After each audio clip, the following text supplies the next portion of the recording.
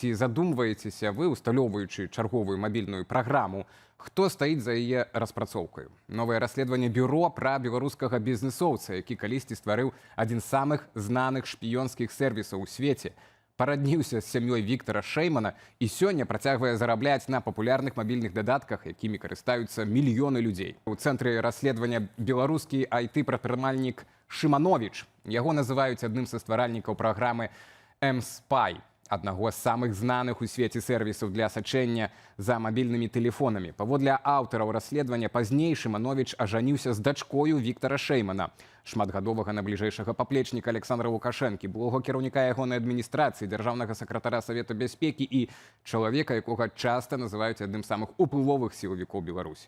Даследаванне сцвярджае, нягледзячы на гэтыя сувязі, Шымановіч працягнуў будаваць міжнародны IT-бізнес. Ягоныя кампаніі распрацоўваюць папулярныя мабільныя праграмы, якімі карыстаюцца мільёны людзей па ўсім свеце. Як працавала гэтая схема, якія сувязі выявілі журналісты, і ці могуць яны несці рызыкі для карыстальнікаў? Пра гэта новае расследаванне бюро. А цяпер мы звяртаемся да аўтара расследавання Алексея Гуліцкага. Што гэта за прылады, на што наша аўдыторыя ў першую чаргу павінна звярнуць увагу, на якія праграмы? Так, праграмы у партфоліо Шымановіча, яны іх некалькі, іх 11, калі я не памыляюся. Самая папулярная гэта такая праграма Nicegram. Яна нездарма гучыць амаль як Telegram. Гэта такі дадатак да Telegram, які які ты падключаеш да гэтай праграмы свой Telegram, і ён дадае табе дадатковыя функцыі. Там, напрыклад, ты можаш глядзець каналы, якія былі заблакаваны ў Тэлеграме. Ці ты можаш мець нейкага памочніка ў Тэлеграме. Вось, і гэтым Nicegram карыстаюцца 50 мільёнаў чалавек, як самі распрацоўнікі кажуць. І гэты Nicegram, ён атрымоўвае доступ да, в прынцыпе, ўсяго, што ты робіш у Тэлеграме. І менавіта праз гэта сам Тэлеграм афіцыйны, ён перасцерагае ад карыстання Nicegram і іншымі падобнымі дадаткамі, таму што вы свой давер размяшчаеце з Тэлеграма на некага распрацоўшчыка, які вам невядомы, які можа апынуцца зяць Віктара Шэймана, напрыклад, былы зяць, але ўсё роўна. Вось, Nicegram, ці ёсць такая яшчэ прылада, папулярная ў іх у каталоге, называецца eSIM+. Яна табе дазваляе карыстацца роумінгам у замежных паездках і вандроўках і ствараць такія віртуальныя сім-карткі. Вось, і гэтая праграма, гэтая прылада, як мы высветлілі, яна пасылае дадзеныя ў Расію. І, зноў жа, яна яшчэ глядзіць тваю канкрэтную лакацыю. І як мы пракансультаваліся з спецыялістамі па кібербяспецы, гэта нетыпова для вось такіх eSIM прыладаў. Звычайна ім дастаткова ведаць, у якой краіне ты знаходзішся, каб яны табе далі адпаведную сім-картку. Але вось гэтая праграма Шымановіча, яна глядзіць непасрэдна тваю канкрэтную лакацыю. І, зноў жа, адпраўляе дадзеныя ў Расію. І вось такі чалавек, як Шымановіч, таксама бачыць, дзе ты знаходзішся. Алексей, а як так адбываецца, што, напрыклад, ягоная прылада M-Spy колькі разоў ужо трапляла ў гучныя скандалы са злівам інфармацыі і дадзеных у даркнеце, мае літоўскі від на жыхарства, мае паспяховыя бізнесы ў Літве і ў іншых еўрапейскіх краінах, і пры гэтым гэтыя краіны зачыняюць вочы на дзейнасць гэтых кампаніяў, а пасля вашага расследавання, магчыма, сітуацыя нейкім чынам зменіцца. Што вы маглі б сказаць?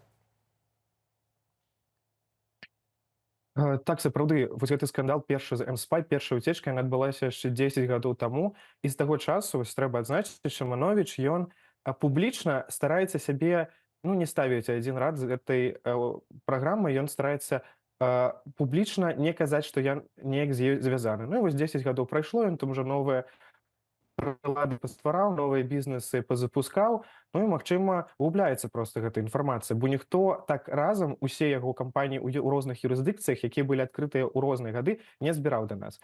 Вось, магчыма, абмінулі літоўскія рэгулятары гэтую навіну, таму што хавае ён свае бізнесы добра, ён карыстаецца афшорнымі юрысдыкцыямі, пра якія мы таксама пішам у расследаванні, і стараецца публічна пра вось такія свае сувязі са сацыяльнымі бізнесамі не казаць.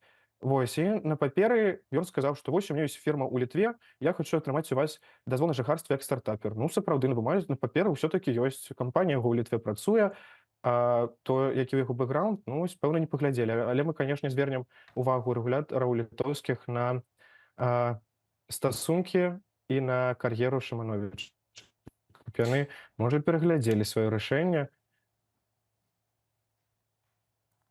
Калі вось мы кажам яшчэ вось як адбываюцца адкрыццё такіх бізнесаў, наколькі ну проста было узяццю Шэймана ўзяць вось адкрыць такія кампаніі за мяжой, ну бо вы кажаце, што ў прынцыпе яны не адсочваюцца там першапачаткова вось нейкімі спецыяльнымі службамі.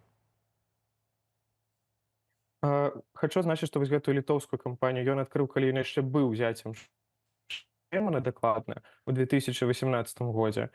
Мы мяркуем, што яны развяліся з яго дачкой альбо на пачатку 22-го, альбо ў канцы 21-го. Вось. Але фірма была адкрытая ў 18-м. Як мы бачым з дакументаў, дапамагла яму адкрыць гэтую кампанію нейкая мясцовая літоўская юрыдычная фірма. Я так думаю, што ў 18 годзе, калі яшчэ рэжым Лукашэнкі не быў ну вось так скампраметаваны, гэта можа было лягчэй, менш увагі надавалі. Вось, таму, думаю, з гэтым праблемаў не было. Ізноў жа быў юрыдычны пасрэднік. Зараз, думаю, уже надавалі больш увагі, але ён можа карыстацца гэтай кампаніяй, яна нікуды не дзелася.